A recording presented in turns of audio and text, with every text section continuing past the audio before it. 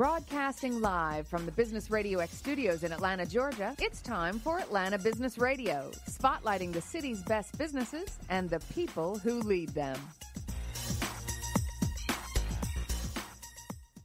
Lee Cantor here with Stone Payton, another episode of ATDC Radio. And Stone, we are kind of locked and loaded, right?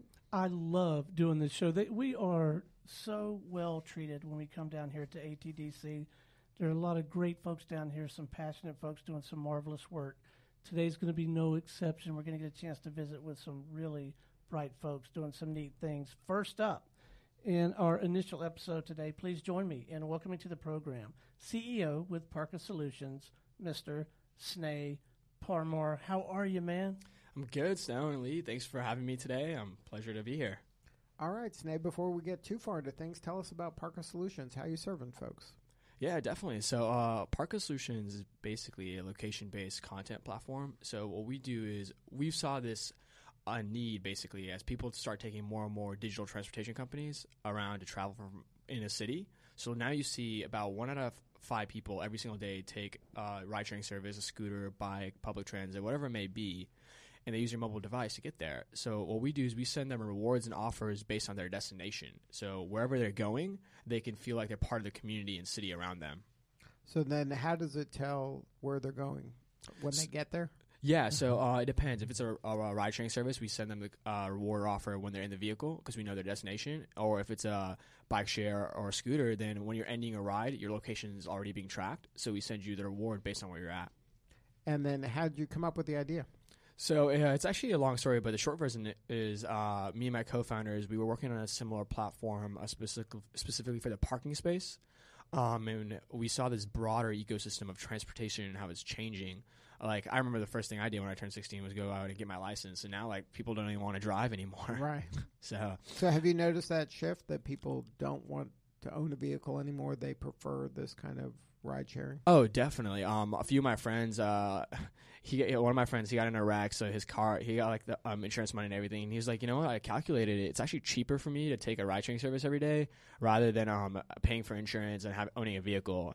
And now, like, also my little cousins, they don't one of them doesn't even have a license. And like, I'm like, you should probably have one. And he's like, no, I'm good. How old is he?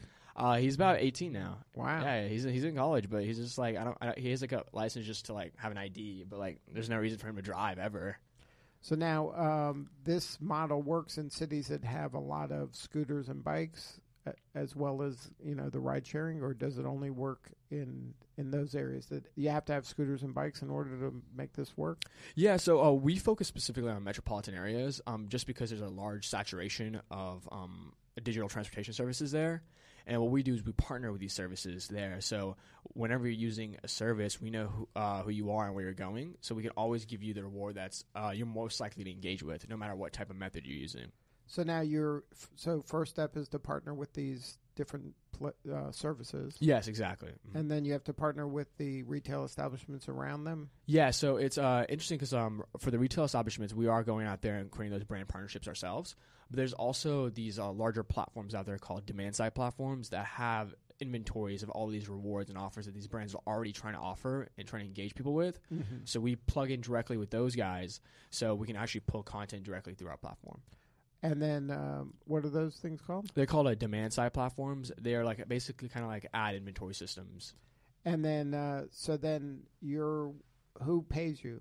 So we get paid via the brands and our retail stores. So like whenever we use one of their offers or rewards and distribute it to our end users, these transportation companies, or we get a fee from those guys.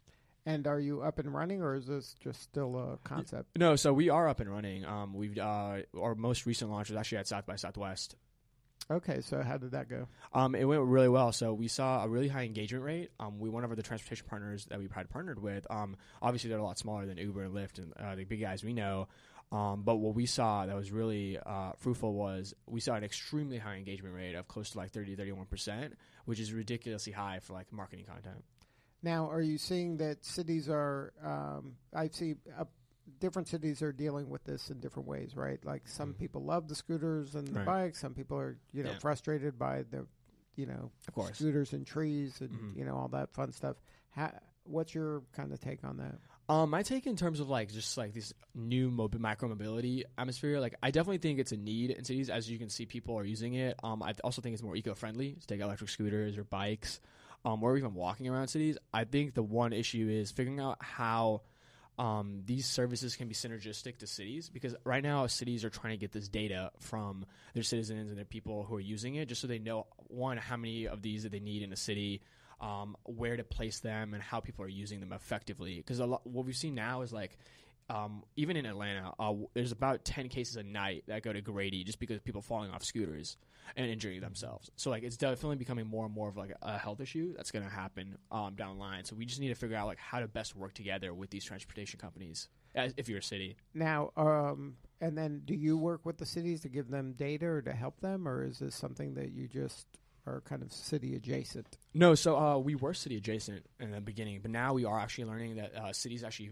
value the data a lot, and how we can help them learn more about their communities and how people are engaging with it. Because you're playing with all of the devices, exactly, rather than just one of them. Exactly, yeah. So it provides a lot of like detailed info and data to these cities. So one of the first cities that we got interested is a city of Memphis, actually, in Tennessee. They're really interested in partnering with us right now. So, and then when you work with a city, can you get a feel for like what parts of town would be the best to, incorporate some of these micro mobility? Yeah, definitely. So like right now we basically work with these transportation companies where they're already at, but down the line we definitely want to create like ecosystems where we see like, oh yeah, if there's like a really good intersection here, like for example like 5 Points here in Atlanta, it would be a great place to have these micro mobility solutions, because people can just like take a scooter back and forth like half a mile and get to whatever shops they want. So now because I would think you're uniquely positioned to be able to be helpful in this, because you're capturing data from all of the different players. Exactly, yeah. And the benefit we provide to like for the transportation companies, like one, we give their consumers rewards, so people are more likely to use them. And then at the same time, for consumers, it's not like we're spamming them with content. It's just like a reward or offer they can actually use within 1 or 2 blocks. So like a coffee shop, once you park at like an intersection, like, oh, come get a free coffee on us, so you're more likely to go there. Now, is there a way to kind of make it a loyalty? Like if you do this so many times, you get something else? Like yeah, definitely. We are looking into an opportunity like make it like a loyalty program where if you take the same type of service or transportation service, you could get like a free ride or like a free offer on top of that. What about to make it kind of cross micro mobility, like 2 scooter rides equal an Uber? Yeah, no, I mean cross mobility is like that's where the market is going. So one of the issues in the industry right now is like people have like 3 to 4 apps for different types of transportation services, and it needs to become multimodal, whereas like you have one app that controls all of these different types of services, and you already see that happening. Like Uber has Lime scooters now, Lyft has their own scooters, like Uber has Jump bikes as well. So like you see this like congregation of like all these different types of services coming into like the bigger players, and I think that's so like the multimodal solution is definitely going to happen. Now, are you seeing that people are using, like scooters to me became way more prevalent than bikes did? Yeah. Like bikes was the first mover, right? There were bikes everywhere. Yep. And then now, are people even using bikes? Yeah, so I mean, it depends on where you are, but so our biggest market right now is New York City, and bikes are extremely heavily used there. City Bike, which is a company that's owned by Motivate, which recently got bought by Lyft. They like City Bike is one of the most popular things in New York. People and they ride on the street or on the sidewalk? They ride on the streets. You're legally supposed to ride the scooters and bikes on the streets. Yeah, but I mean, I like personally, I'm probably gonna ride them on the sidewalks. Is like I don't know about. Have you seen a scooter? Like what ratio of scooters do you see on the street here in Atlanta compared to bikes? Yeah. No, do you see scooters on the street here in Atlanta? No. I maybe see like out of like every 10 scooters I see, maybe like 1, if that's on the street for a little bit. And that's probably if the sidewalk's blocked off or something. But like no one's gonna ride it on the street. Like that's just like you don't want to get into that whole mess. So that's one of the challenges the cities have to deal with. Yeah, definitely. I think like giving bigger like aspects for like bike lanes, scooter lanes, like especially the future of like how the roads are built. These kind of smart cities are. They have to incorporate this as part of. Oh, of course, 100%. Like, and you're starting to see that with like more and more development and more urban development. People are adding more bike lanes, more infrastructure for that, and like there's a really interesting concept. It's like if you give another person another lane, that lane's going to get used up. Like if it's a 4-lane highway and you build another 5-lane highway, like that 5th lane is just going to be packed in a month or two. Like people are just going to use it. So like the same concept applies. If you take away a lane and add a bike lane, people are going to use the bike lanes. And then they'll figure out a way to put those variable tolls on those bike lanes, and you'll be paying more for the scooter ride. Yeah, they're like, wait, I'm biking myself, and I'm still paying. Right. So what's next for you? You're just looking for more cities to partner with? Yeah, so right now we're partnering with more transportation companies. That's our biggest step. And then partnering with more brands right now and just growing our network out. Now, how has ATDC helped? Oh, well, ATDC has been great just because, one, the influx of mentors they provide. And there's a lot of companies here that are already part of ATDC that we can partner with. There's a service here that does like ride sharing for health clinics. So that's one company we're already in discussions with. There's a content company here that provides us with like location data and all that. So it's been a great opportunity to meet like the network here, the mentors, and a lot of like brand experts. Now, were you deciding amongst different types of incubators to go into? Yeah, so we were actually part of a pre-accelerator previous to ATDC called Ascend 2020, and that was a program that was led by TechSquare Labs at JP Morgan and the Morehouse College of Entrepreneurship.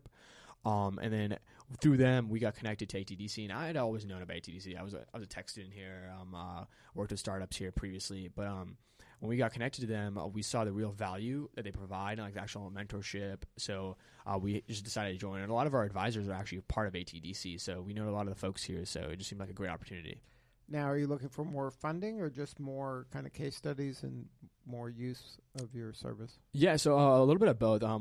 We are raising a round of funding right now. We've already closed half of it, so we're closing out the other half pretty soon, hopefully in the next month or so. And then transportation companies, we're always partnering with those guys and brands. And has it been a benefit to be based in Atlanta, even though that your work is all over the country? Yeah, I think Atlanta is a good place to have a hub. One, just because like the Metro Chamber has helped out a little bit with us. But like I said, like a majority of our saturation is in New York, so I'm flying out there a lot. But I think like the ecosystem here is good, and especially like being part of ATDC and like just having the office here and like it's just being subsidized by the government and all that, it's been really good. So. And then if somebody wanted to learn more and have more substantive conversation, what's the best way to get a hold of you? Yeah, so the best way to get a hold of me is you can email me at sneh@parkasolutions.com. It's spelled just how it sounds. And then, or just shoot me a DM on Instagram. I'm pretty available on there at official Sneh. And then parkasolutions.com is the website. Yes, that is correct. All right. Well, keep up the good work, man. We want to stay connected to this story. Definitely. Thank you, Sneh. Yeah. Hey, how about hanging out with us? We're going to visit with one more guest in this episode. Oh, for sure. Can't wait. All right. Next up on ATDC Radio, we have with us CFO and EVP of SaaS Products with Trust Stamp, Alex. Alex, how do you pronounce your last name? Valdes. Valdes. How would you like us to pronounce it? Same way? Yeah, Valdes is All fine. right. Please join me in welcoming Alex Valdes. How you been, man? Doing pretty good. So excited to be here. Thanks, guys. Yeah, we're delighted to have you. What'd you learn in that last segment? It was actually very interesting company, very interesting concept. Appreciate it. Excited for you guys. Yeah, definitely. So it sounds like you're growing and closing out that round, which is never an easy thing. You know. So halfway there. Yeah, Awesome. Appreciate it. Thank you, man. Yeah. Well, tell us about Trust Stamp. What have you been up to? I know I think you've been on before. Some of your people have been on. Yeah, I think Andrew, our CEO, was on probably about a year ago or so. Mm-hmm. So yeah, we probably had some good updates since then. So you got jackets now. I don't remember the jackets before. Yeah, this is actually our best, swag, Nice. right? Post funding swag there. And believe it or not, it's actually about 2.5 years old. So really, it's looking durable, good. Looking good. Good for all weather. So tell us what you're up to. Yeah, so just to recap for the company, so Trust Stamp is an artificial intelligence company, and we develop proprietary hash biometric identity solutions. So for the purpose of determining whether an individual is who they say they are and that they can be trusted. So our AI-powered facial biometrics establish proof of liveness, and they're also resistant to presentation attacks. If you're familiar with biometrics, you know that it's definitely a crowded space. It's becoming a very crowded space. How we differentiate from other biometrics is we take each live facial image and we convert it into a 512-byte biometric hash, which is unique to the user's face and cannot be reverse engineered and rebuilt into the user's face. So in that, it does not constitute personally identifiable information, meaning that it's considered anonymized data under GDPR and similar legislation. So definitely a very important feature for a lot of companies globally in securing, transmitting, and storing personal information about their customers. And that's the needle you have to thread, right? You have to identify the person constantly, and then you have to be anonymous exactly. in doing that. Yep, and be able to store it. And, kind of where we take it a step further is we have the ability to, capture that information, capture the biometric data, and convert it into that hash, which is a patented product or technology that we have, and we call it the evergreen hash. And evergreen, what we mean by that is through a patented process using salting, we're able to add up to 128 encrypted data fields into the hash, which is a one-way technology form of securing information. So in each of those in each of those encrypted fields, we have pivot tables that are pointing back to personal information that are stored behind secure servers. So and each of those encrypted fields can point back to 26 million variables. So what that means is that over time, we can add and update virtually unlimited information about that individual and really create like a full eDNA that can not only be used to authenticate them, but to re-authenticate them across different channels within an organization. Even though things change, the person ages, they change the color of their hair, different things happen, you're still able to identify them. Absolutely. So that's where our AI will come in. So our AI will, when we capture that biometric, and it can really, we're really actually biometric agnostic. We can do, we built out our own proprietary facial biometrics, but through the evergreen hash, we can accept other forms of biometrics, right? So whether if it's a palm print, fingerprint, iris, et cetera, we can store those hashed measurements, right, into one of those encrypted fields inside of the evergreen hash. So we can really create kind of a platform for accepting other forms of biometrics and also other information, right? First name, last name, transaction data. Say, for example, this person is, they're going through the airport, right? And they're an airline passenger. So now, not only can we authenticate their identity, say when they go to drop off their baggage at the baggage drop, now they can, in a sense, just use their face to drop off kind of like in a self-serve fashion, drop off their bag. And, when they scan their biometric, their information will be updated and a note will be added to that evergreen hash. And really they can have a, seamless process all the way through their travel journey. Now, some of the facial recognition was having trouble, I'm not saying you're so weird, but some of them were having trouble like with different races. And is that an issue for you, or you're capturing so much kind of data that it's not as much of an issue? No, it's not. Fortunately, we've had relationships with some pretty large government bodies here in the U.S. We've been endorsed by 36 of the AGs, so the attorneys general here in the U.S., and we're also working in Mexico. We've also got customers that are, global institutions. So really the problem there is, the AI is whenever it's kind of got that, bias, right? The AI bias is the lack of training, right? So it's been trained on one single form or a very similar, demographic, right? So we've had a huge variety within our demographics to train our AI. So in that sense, it's been, we don't have that problem as much. And then you say that it kind of evolves over time. As it gets more data, it becomes a better kind of identifier, right? Correct. Yep. And that's different than a lot of the competitors? Yeah, I mean, if they're using AI, it's just a matter of time and training, right, and resources and being able to feed enough data into it to train it up. But, I think that where we really differentiate from a lot of the biometric providers is in our hashing technology. And that's just kind of creating a platform so you can add in, additional information about that individual, encrypt it, and then hash it. And then that hash can actually be stored in what we call an identity lake. And that identity lake allows, separate organizations, non-affiliated organizations to kind of join a federation and participate within the identity lake, right? So say, for example, I'm in a consortium of banks. And Bank One, hashes an individual's identity, captures all that PII. They can, collect all that, hash it, submit it to our identity lake, a shared identity lake, and then Bank B, say they receive that same customer, whenever they verify their identity, let's say that the customer is, applying for an account using a different identity than what they use at Bank A. Now, when they capture that information, create the hash, submit it to the identity lake, those hashes will be compared to each other. Our AI will analyze it and see if those hashes were generated from the same person. And if they're different identities and it came from the same person, then they'll be flagged and escalated to an appropriate process. So really creating an interorganizational deduplication.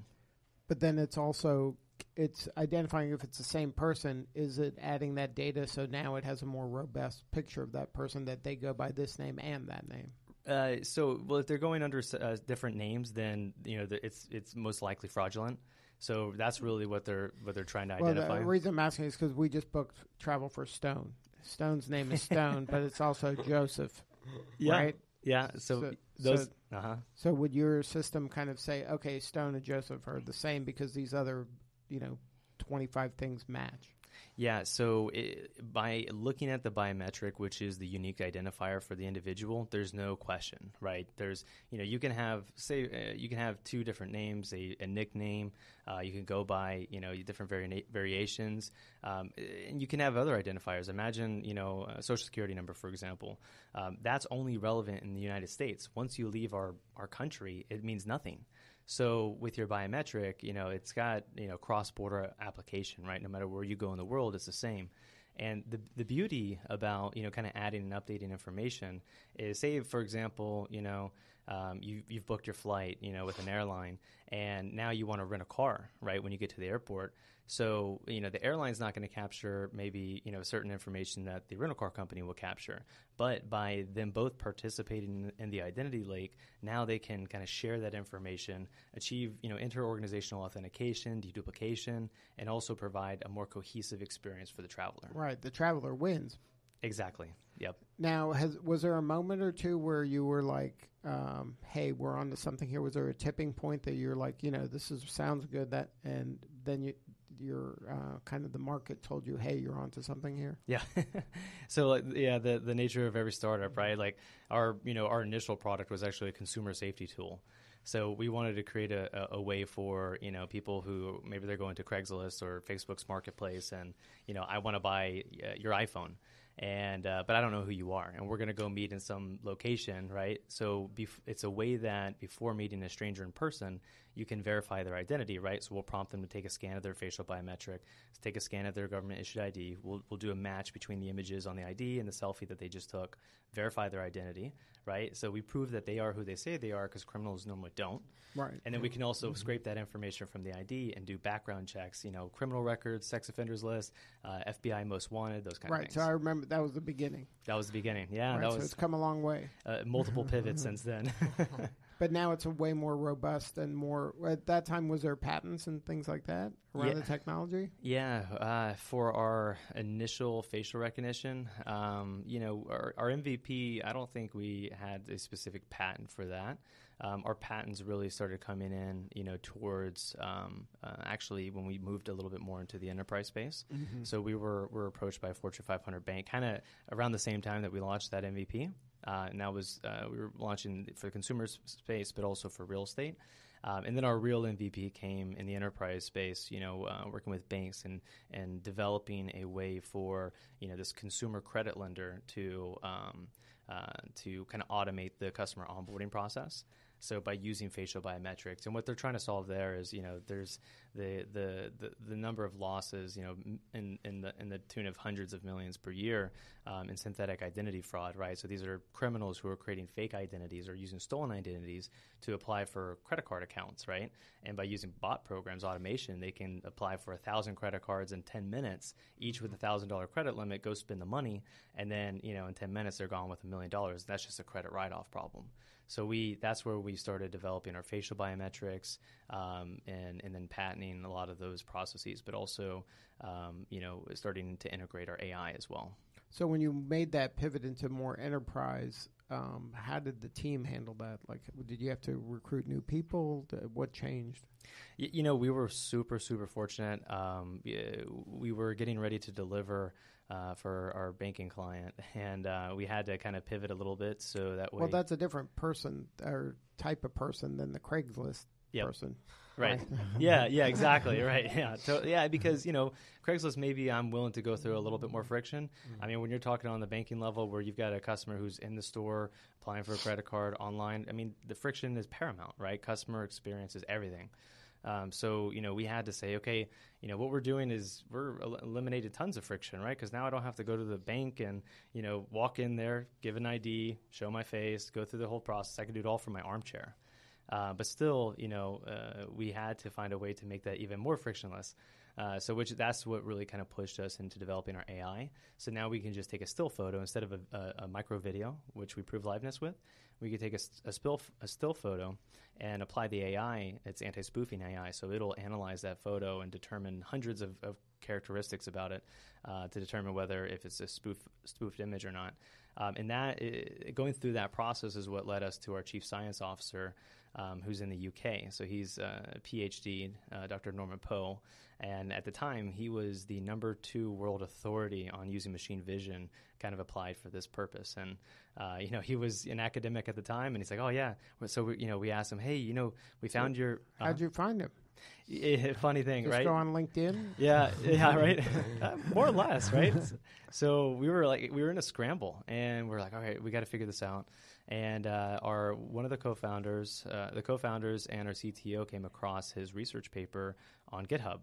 And I think I'm saying that right. I think it was GitHub. But anyways, so, we reached out to him. We asked him, hey, we found your paper. Would you mind if we use it? And it was public, right? So we could use it. We wanted to, be appropriate.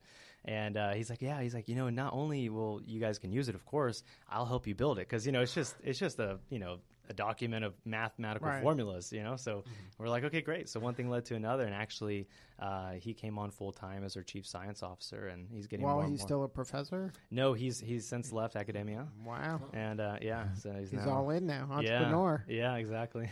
So then, so he's still in the UK? He's in the UK, right? So we've got an office here in Atlanta. But we've also we've opened offices in London and Warsaw, Poland, and we've got a small office out of our plug and play accelerator in San Francisco. So now, how has the ATDC helped you guys? Yeah, ATDC has been fantastic. We've been here for several years now. Are they getting ready to boot you out? Like, yeah, you only get you're on a clock, right? That's why we try to sneak in and out as quietly as possible so they don't see us. But no, right. No, we were a signature company, but we were actually out of the ATV for a while, and we since graduated from that building. But we wanted to keep our, we were expanding, but we wanted to keep an office here in Atlanta, headquarters here in Atlanta. So we decided to stay at ATDC. But yeah, I mean, the mentoring, the opportunities, the events, meeting with companies. I mean, it's a tremendous environment for innovation and building a company. And then so far, what has been the biggest challenge? As a company? Right. Yeah. So without a doubt, probably the biggest challenge is focus.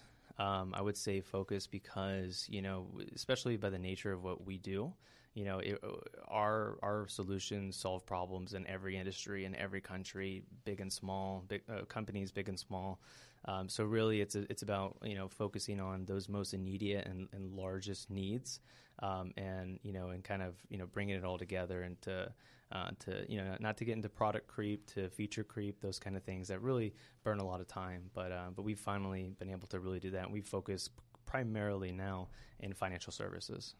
So now, what's an example of the product creep that maybe you were kind of susceptible to at an early stage? Yeah, I mean, I think our MVP for the consumer marketplace. I mean, this, I don't know if it's quite product creep because at that point you're just kind of spaghetti in the wall. Right. Yeah, but if you didn't have that, you wouldn't have had the other thing. I mean, you needed that, right? Exactly. Yeah. So it's a process, right? It's that iterative process, and letting again. I think the main takeaway is just letting the customer drive that process, right? Because a lot of times we can build out a Cadillac and say, oh yeah, well I would want this, so let's add this, let's add that, and before you know it, you've got all the bells and whistles, but nobody wants to buy it. And they're using 3 of the features. Exactly. So, and then we've really done that. We've started to productize a lot of our, technology because at times, when we're explaining it, it can come off, complex or intimidating. So we've tried to, simplify that and build some products that are kind of out of the box solutions. So now, how do you see the future of this industry evolving? Yeah, it's a constant cat and mouse game. How good are the bad guys? They're good. They're really good. Yeah, I mean, some of the stuff that we have to work on is. Are you seeing stuff and you're like, man, why didn't we think of that? That was pretty clever. Yeah. Well, it's job security, right? But this is what the bad guys are doing. This is their job, right? Oh yeah, and the stakes are high, right? So I mean, and we're especially when high value transactions. But eventually, they talk about, well, what are you guys going to do when, quantum computing, and they can break a 512 hash, right? And they can reverse engineer. And we're like, well, at that point, it's like, are they going to use, all this power in quantum computing to, steal, $100 or $200? I mean, who knows, right? I mean, we'll solve that problem once we get there. But so is that the thing, that as they get better from using the technology, they're going for higher stakes? They're leaving kind of the small money on the table? That is typically the approach, right? So if we can get rid of 90% or 99% of the criminals out there who are going after those low transactions, easy, social engineering to get into your computer to steal, some, a small value or whatever, we're doing a great job, right? And that's really, our even our, in the banking industry, right? I mean, if we can, you can't keep good people from doing bad things, right? So you can't say that, we will eliminate fraud. Right, because even if they've never committed any kind of fraud or done anything, they can still, commit, run off with your credit card or not pay you back or whatever. But if we can target and eliminate those repeat offenders, right, those people who apply for 10,000 credit cards using one face, using their single biometric, then we're doing our job. And then for you, what do you need more of right now? What do we need more of? Oh man, that's a good question. We need more people. More talent, just engineers and and we're doing that. Yeah, we're growing right now. So we're growing our sales force, our marketing team. We're growing our engineers. We've got a fantastic team of AI engineers in Poland, and our CTOs here out of Atlanta, Georgia, our science officer. We just brought on I don't want to get his title incorrect, but I believe it's the director of science. He'll be supporting our research and development efforts in the UK. So we actually just onboarded him today. Now, how do you deal with having the talent, attracting the talent in other countries and being based here? There's pros and cons. I mean, there's time zone pros and cons, but I think the most important thing is that everybody has to believe in the mission. Everybody has to be on one team. They have to really feel like they're a part of the organization and not just, like an outsourced, freelancer. And that's something that we've invested a lot into, and I think it's had a really good impact. Now, if you had advice to someone to build that kind of culture, especially with remote employees, any advice for people trying to do that? Oh, without a doubt, communication. Yeah, I mean, you hear it all the time, right? Whether it's marriage, family, work. I mean, this is business, right? This is a marriage. So it's, communicate, open up the Slack channels, full transparency, raising money, problems, hurdles, fears, all those things. Just put it out there, right? And give people a platform to ask questions and to communicate back with you. So now how do you put out, it always sounds good, communicate and transparency. That's when everything's going good. But when bad things are happening or you're struggling or there's challenges, how do you kind of, stay disciplined to give that level of authenticity and transparency to the team? Yeah, I think at that point it's even more important. Last thing the worst thing you can do is blindside everybody. Everyone thinks everything's, things are going fine, and then all of a sudden, oh, hey, by the way, surprise, in 2 weeks, 2 weeks, go find we ran out of money. Yeah, because you never know. I mean, people have, you never know where a great idea is going to come from or who it's going to come from. So, open up the floor and, let everybody contribute. So I think that's the best way to do it. So now, you guys are probably very active in this money laundering world, right? And then is it on one side of it? Yeah, I know, but you're trying to help. You're not, right, obviously. Right. Yep. But is it just getting worse by the day? Yeah. Well, so whether I know it's job security for you, but so whether if it's the actual money launderers or the regulations that are getting worse, who knows? Which is the bigger challenge? Oh, probably the regulations. No, but I mean, it's it's super important, and it's great for us because we're well positioned. Right there, with anti-money laundering, you've got 3 components, right? You've got, verify their identity, check their, if they on watch list, sanctions list, PEP list, those kind of things. And then, you want to perform like an address verification, right? To kind of validate them and to go, kind of check the boxes. The tricky thing with AML is that, the regulations are very broad and they're different across every jurisdiction. So, we're spinning up a practice right now for an AML consulting because a lot of the customers that we're getting are coming to us and be like, hey, can you actually help us through this process? Because we have no idea how to even interpret this or what applies to us or what countries, because we're, launching a cryptocurrency wallet here in the U.S. I mean, do we have to abide by European AML laws? What's GDPR, those kind of things. So, again, we're trying to provide that end-to-end service and consultancy isn't part of that. Good stuff. So if somebody wants to learn more, have more substantive conversation, coordinates? Yeah, come to our website. So www.truststamp.ai. That's TRUSTSTAMP and .ai. Thank you so much for sharing your story today. Thanks, guys. Appreciate it. All right, this is Lee Cantor for Stone Payton. We will see you all next time on ATDC Radio.